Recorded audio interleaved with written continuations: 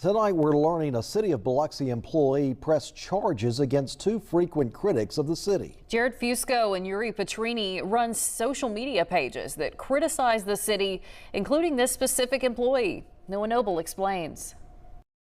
Yuri Petrini and Jarrod Fusco are accused of conspiring together to terrify, intimidate, degrade, and harass Biloxi Code Enforcement Administrator Tara Ramage, formerly known as Tara Busby. That's according to this affidavit Ramage filed in municipal court on April 28th.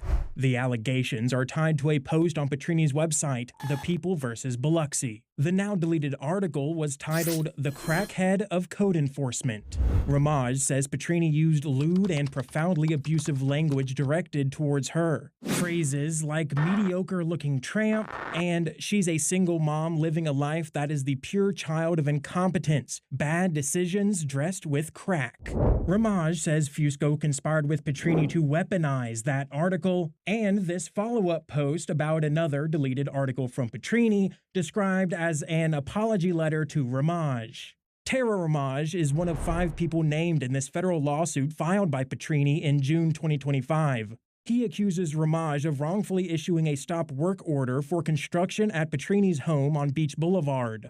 That lawsuit is currently paused while the court sorts through filings from both sides.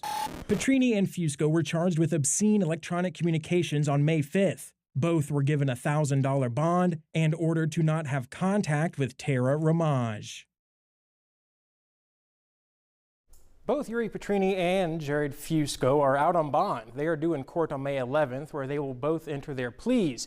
Now, both men told me they will fight this misdemeanor charge.